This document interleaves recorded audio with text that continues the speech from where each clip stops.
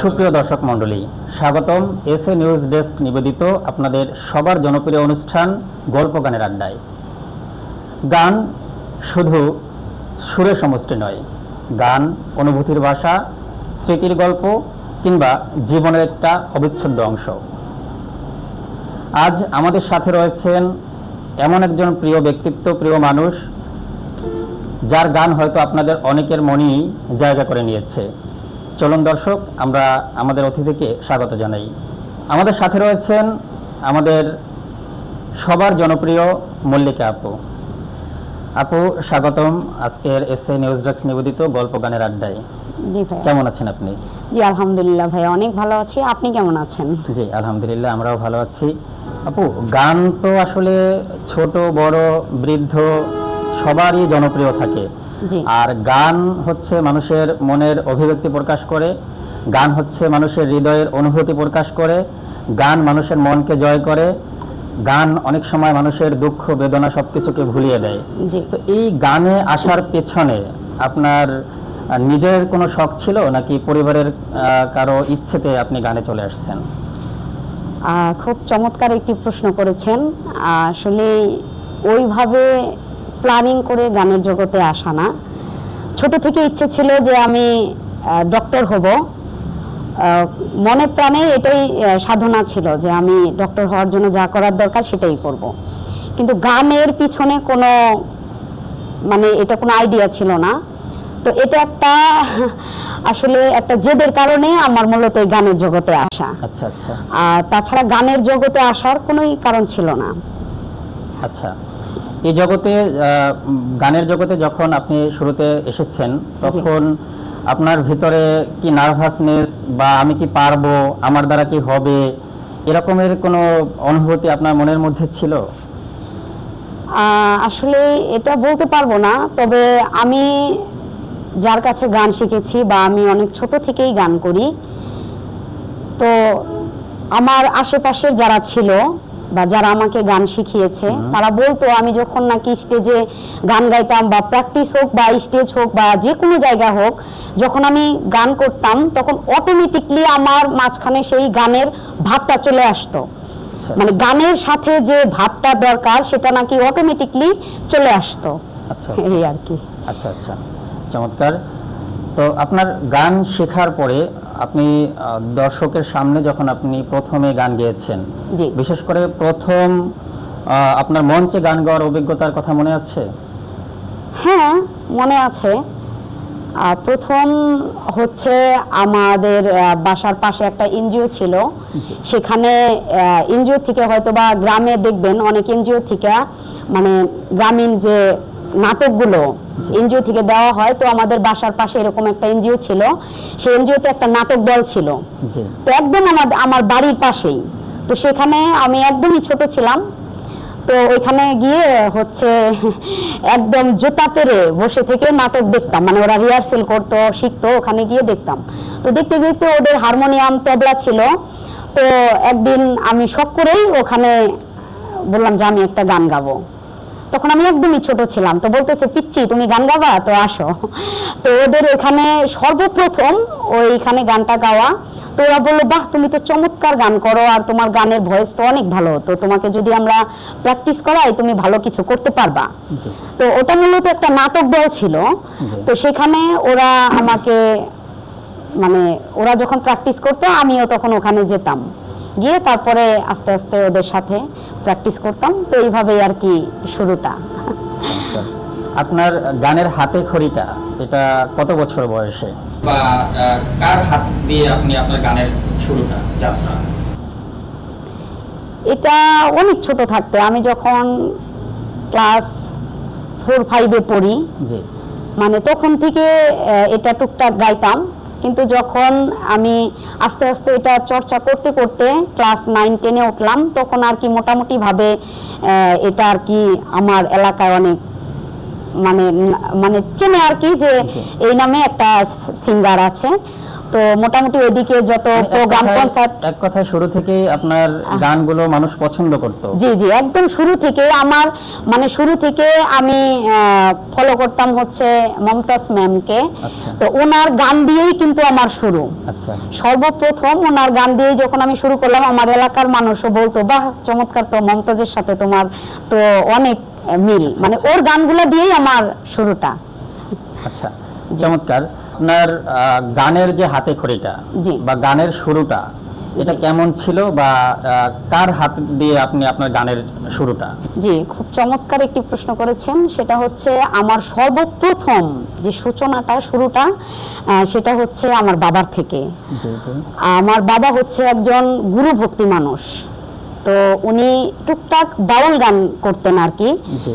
তো আপনারা হয়তো বা অনেকেই জানেন, যারা গুরু ভক্তি মানুষ তাদের একটা হচ্ছে মাহফিল হয়, সেখানে বাউল গান হয়। তো আমার বাবাও খুবই চমৎকার বাউল গান করেন। তো আমার শুরুটা আমার বাবার দেখা থেকে, আমাদের বাড়িতেও মাঝে মাঝে ওরকম মাহফিল হতো, দেখতাম বাবা গাচ্ছে। তো আমার বাবার সাথে সাথে আমিও চেষ্টা করতাম। তো একদিন আমি গুনগুন করে গাচ্ছি, তখন আমার বাবা বলতেছে, বা তুমি তো চমৎকার গাচ্ছ, তো দেখি একটা গানের টান দাও তো। তো আমি বললাম যে ঠিক আছে। তখন আমার বাবা এসে আমাকে গানের আর কি করে। তো শুরুটা আমার বাবার থেকেই। আচ্ছা, আপনার এমন কি মনে আছে যে আপনি বাবার কাছ থেকে এই উৎসাহ নিয়ে আপনি যে গানটা শুরু করেছিলেন, তখন আপনি কোন গানটা দিয়ে শুরু করেছিলেন, এরকমের কোনো স্মৃতি কি আপনার মনে আছে? জি জি, অবশ্যই মনে আছে। তো সর্বপ্রথম আমার বাবা আমাকে এসে যে গানটি করেছে, সেটা হচ্ছে, আমি দুই লাইন শোনাচ্ছি। হ্যাঁ।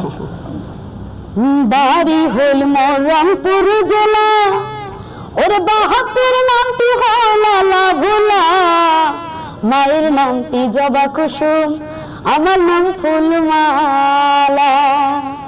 বাড়ি হইল মোর রংপুর জেলা, বাহাতের নামটি হলালা ভোলা, মায়ের নামটি জবা কুসুম, আমার নাম ফুলমালা।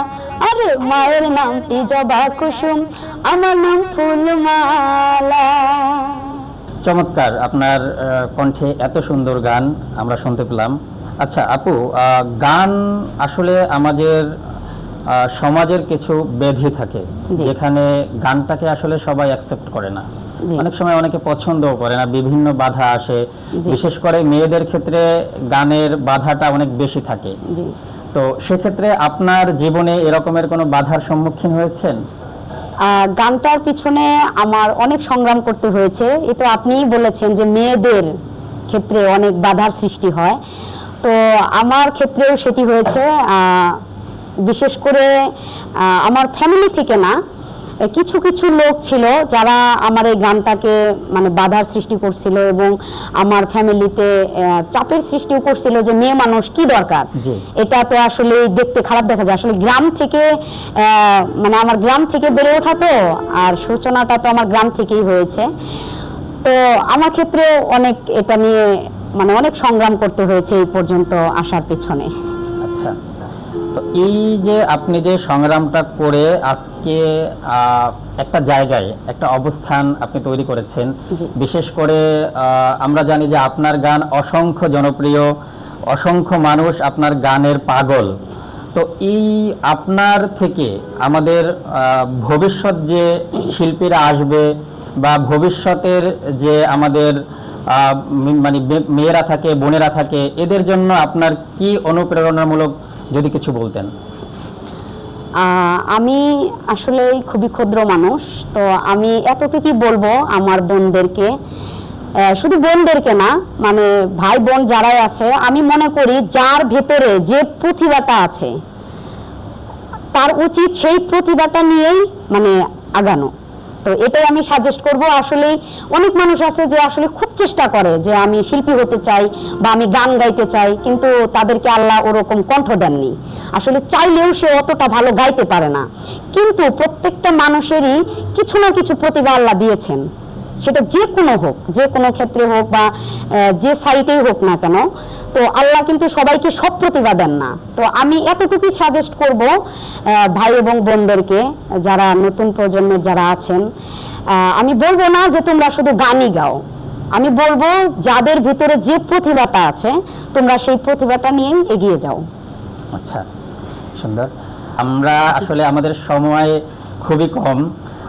আমরা আমাদের মনে চায় যে আপনার গানগুলো শুনতে শুনতে আমরা সারাটা দিন পার করে দেই, বাট সময় স্বল্পতার কারণে আমি আপনার সবচেয়ে জনপ্রিয় একটা গান, যে গানটা আপনি নিজেই পছন্দ করেন এবং যে গানটা আমাদের দর্শকদের শোনাতে চান। আমার বেশ কিছু গান আছে যেগুলো আমার খুবই ভালো লাগে। যেহেতু আপনি একটি গানের কথা বলেছেন, তো আমি আমার খুবই পছন্দের একটি গান শোনাচ্ছি। ওই তো শুরুতে বলেছিলাম যে আমার পছন্দের সিঙ্গার হচ্ছে মমতাজ ম্যাম, যাকে অনুসরণ করে আমি গান করতাম। তো মমতাজ ম্যামেরই খুবই আমার পছন্দের একটি গান করার চেষ্টা দর্শকদের করছি। উদ্দেশ্যে যদি কিছু একটু শোনাতেন আমাদেরকে। হ্যাঁ, আমি 2 লাইন চেষ্টা করছি। অবশ্যই। না জানি কোন অপরাধে দিলা এমন জীবন, আমার ডুবাইতে তোমার এত আয়োজন, আমার পুরাইতে তোমার এত আয়োজন, আমার ডুবাইতে তোমার এত আয়োজন। অসাধারণ, অসাধারণ। আপু, আমরা জানতে চাচ্ছি যে গান, কণ্ঠ, ভালো কণ্ঠ থাকলেই কি গান গাওয়া যায়, বা গানের জন্য স্পেশাল বিশেষ করে কি জিনিসটা দরকার হয়? চমৎকার প্রশ্ন করেছেন। আমি মনে করি যে একজন প্রকৃত শিল্পী হতে গেলে প্রথমত তাকে তো ভালো কণ্ঠ থাকতে হবে, আর দ্বিতীয়ত যেটা ছাড়া অসম্ভব, শুধু ভালো কণ্ঠ হলেই শিল্পী হওয়া যায় না, এর পিছনে দরকার প্রচুর পরিশ্রম, প্রচুর সাধনা। তো গান হচ্ছে মূলত একটা সাধনার বিষয়। আপনি এটাকে যত সাধনা করবেন তত এটা ভালো করতে পারবেন, তত আগাতে পারবেন।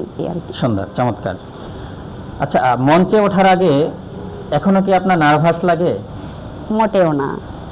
এটা হচ্ছে এখন না, শুধু আমি যে ছোটবেলা থেকে যে গান করি, শুরু থেকেই এখন অবধি পর্যন্ত, মানে শুরুতেও মঞ্চে আমার ঠিক যেরকমটা ফিল ছিল, মানে যেরকম ফিলিংস কাজ করতো, সেম এখন পর্যন্ত সেই ফিলিংসটাই কাজ করে। মঞ্চে কোনো নার্ভাস লাগে না, বরং ভালো লাগে। আচ্ছা আচ্ছা। কোন ধরনের গান আপনার বেশি পছন্দ? দেশের গান, ভালোবাসার গান, প্রেমের গান, এরকমের কোন ধরনের গান আপনার খুব পছন্দ? আমার সবচেয়ে বেশি পছন্দের গান হচ্ছে বিচ্ছেদ, ফোক টাইপের যে গানগুলো। মোটামুটি সব গানই পছন্দ করি, তার মধ্যে বেসিক্যালি আমার যদি বলেন নিজের চয়েসের গানগুলো কোনগুলো, সেটি হচ্ছে বিচ্ছেদ টাইপের যে গানগুলো, এগুলো আমার খুবই বেশি ভালো লাগে। এখন অনেকে বলতে পারে যে এত বিচ্ছেদ কেন, তো আসলে শুধু বিচ্ছেদ থাকলে বিচ্ছেদের গান ভালো লাগে না। এটা আসলে আমার মন থেকেই কেন জানি ছোট থেকেই বিচ্ছেদ টাইপের কষ্টের যে গানগুলো আছে সেই গানগুলো অনেক বেশি ভালো লাগে। বিচ্ছেদের গান যেহেতু আপনার খুব ভালো লাগে, জি, সেক্ষেত্রে আমাদেরকে দর্শকদের উদ্দেশ্যে যদি একটা গান শোনাতেন আমাদেরকে, বিচ্ছেদের গান। জি, অবশ্যই। আমার খুবই যতগুলো বিচ্ছেদ গান আছে যেগুলো আমি গাই, তার মধ্যে মোস্ট ফেভারিট যে গানটা, আমি চেষ্টা করছি ওই গানটার 2 লাইন শোনানোর জন্য। তোমার না দেখলে আমার ঘরে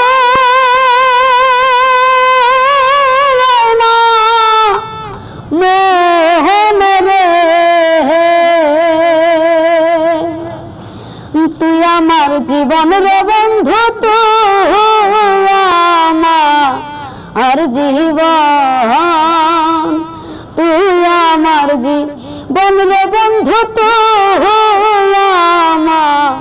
আর জীবন।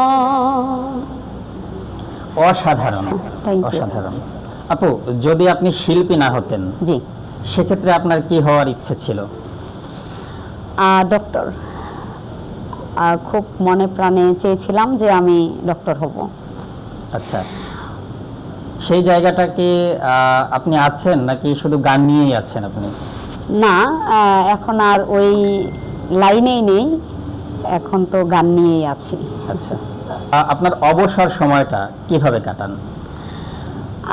আমি কিন্তু প্রচুর ঘুরতে পছন্দ করি। আচ্ছা, আমি সুযোগ পেলেই, মানে মোট কথা আমি এত পরিমাণে ঘুরি, সেটা বাসার পাশে হোক বা তো দূরে হোক বা যে কোনো জায়গায় হোক, ভালো একটা জায়গায়, মানে আমি প্রচুর ঘুরি এবং প্রচুর খাই। আচ্ছা, আচ্ছা, আচ্ছা। তো আমার অবসর সময় বলতেই আমি মানে ঘুরবো, কোনো এক জায়গায় যাব, মানে রিল্যাক্সে একটু হচ্ছে সময় কাটিয়ে আসবো। গানটাকে আপনি কিভাবে চর্চা করেন?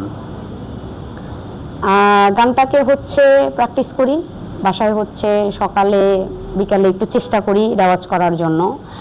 আর সব মানে আমি বাইরে যতটা না গাই, চেষ্টা করি পার্সোনালি একটু প্র্যাকটিসটা বেশি করতে, হারমোনিয়ামের সাথে সারগামগুলো করার চেষ্টা করি, এইভাবে আর কি। গান যারা অনেকে আছে না, যে বন্ধু বান্ধবের মধ্যে অনেকে থাকে, পরিবারের মধ্যে অনেকে থাকে, যে সুযোগ পেলেই আপনার গান শুনতে চাই, এরকমের কেউ আছে নাকি আপনার?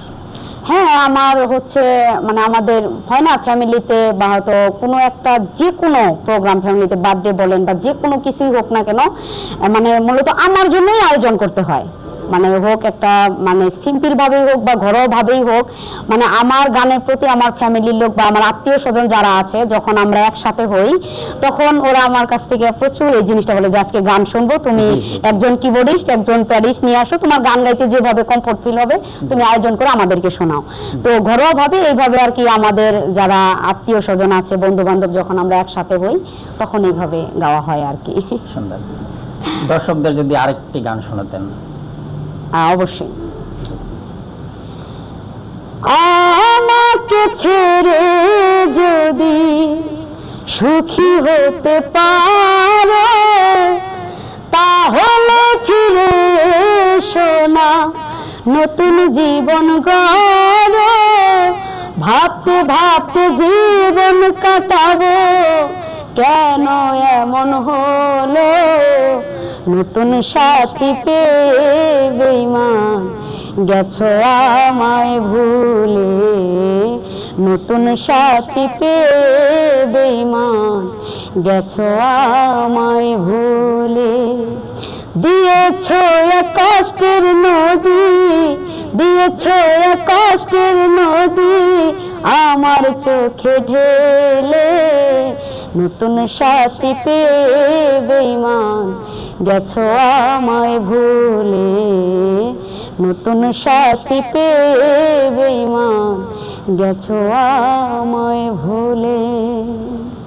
অসাধারণ। নতুন সাথী পেয়ে বেঈমান ভুলে গেলেও দর্শকরা কিন্তু আপনাকে ভুলবে না। দর্শকদের হৃদয়ে আপনি যেই জায়গাটি করে নিয়েছেন, দর্শকরা আমি মনে করি সারা জীবন আপনাকে মনে রাখবে। থ্যাংক ইউ, ধন্যবাদ। দর্শকদের উদ্দেশ্যে যদি আপনার কিছু বলার থাকে। জি অবশ্যই। আসলে একজন শিল্পীর প্রাণী হচ্ছে অডিয়েন্স, দর্শক। অবশ্যই, অবশ্যই। যাদেরকে ছাড়া মানে শিল্পী হওয়া সম্ভব নয়। যেমন আমরা যদি স্টেজে গান করি, যদি সেখানে দর্শক না থাকে, আমরা গান কাকে শোনাবো? তো একজন শিল্পী তখনই অনুপ্রাণিত হয় যখন দর্শকরা তাকে সাপোর্ট করে, ভালোবাসে। তো আসলে আজকে আমি যে মল্লিকা এবং আমি এতদূর পর্যন্ত এসেছি, এটা কিন্তু আমার এলাকার যে দর্শকগুলো আছে তাদের অনুপ্রেরণায়, এবং আমি এখন যেখানে আছি বা যেখানেই প্রোগ্রাম করি না কেন, তাদের অনুপ্রেরণায়, তাদের ভালোবাসা দেখে মানে মুগ্ধ হয়েই কিন্তু এখন পর্যন্ত গানটা ধরে আছি, যে না, যেখানে গান করি না কেন মানে দর্শকের এত পরিমাণে ভালোবাসা পাই, যেখান থেকে আরো এটার প্রতি উৎসাহ পাই, যে না, এটা আমি ধরে রাখবো। আপু, আপনাকে অসংখ্য ধন্যবাদ এসএ নিউজ ডেস্ক নিবেদিত গল্প গানের আড্ডায় আপনার মূল্যবান সময় দেওয়ার জন্য। জি ভাই, আপনাকেও অনেক অনেক ধন্যবাদ, আর এসএ নিউজ ডেস্ককেও ধন্যবাদ জানাচ্ছি আমাকে এত সুন্দর একটা প্রোগ্রামে আমন্ত্রণ জানানোর জন্য। অনেক ভালো লাগলো আপু, অনেকক্ষণ আড্ডা দিলাম। আমার অনুরোধের একটি গান আছে। জি, আপনি তো বিচ্ছেদের গান পছন্দ করেন, ভালোবাসেন এবং সেটাই আপনি গেয়ে থাকেন। জি, যদি আধুনিক গান অথবা ছায়াছবির কোনো গান আমাদেরকে একটু শোনাতেন। জি অবশ্যই। আসলে শুধু বিচ্ছেদ আর ফোকটাই যে চর্চা করি তা না, এটার বাহিরেও আমি ট্রাই করি আসলে সব টাইপের গানগুলো করার। তো ওই তো বললাম যে আসলে ফোকটা আমার কণ্ঠে যায়ও বেশি, এর জন্য ওটাই করি বেশি।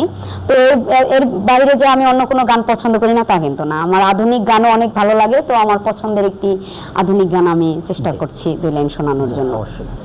নিজেকে আমি বলতে পারি, তোমাকে যাবে না ভোলা, তুমি মোর জীবনের ভাবনা, হৃদয়ে সুখের দোলা, তুমি মোর জীবনের ভাবনা, হৃদয়ে সুখের দোলা। অনেক সুন্দর, ধন্যবাদ। অসাধারণ কিছু মুহূর্ত, সুন্দর কিছু সময়, সব মিলে আজকের গল্প গানের আড্ডা ছিল অনেক সুন্দর। দর্শক, আপনারা আমাদের সাথে যারা ছিলেন, আপনাদেরকে অসংখ্য ধন্যবাদ আপনাদের মূল্যবান সময় দেওয়ার জন্য। আবারও দেখা হবে নতুন কোনো অতিথিকে নিয়ে। আপনারাই হচ্ছেন আমাদের প্রাণ, আপনারাই হচ্ছেন আমাদের শক্তি। আপনাদের ভালোবাসা নিয়ে আমরা আমাদের অনুষ্ঠান চালিয়ে যেতে চাই। দর্শক, আমরা অনুষ্ঠানটি শেষ করব। শেষ করার আগে আমরা আমাদের জনপ্রিয় অতিথির গানের মাধ্যমে আমরা আমাদের অনুষ্ঠানটি শেষ করব। ছোট্ট একটা জীবন কেন হলো এমন, এত জ্বালার প্রাণে সহে না, আমি যার বাসি ভালো সে তো ভালোবাসে না, আমি যার বাসি ভালো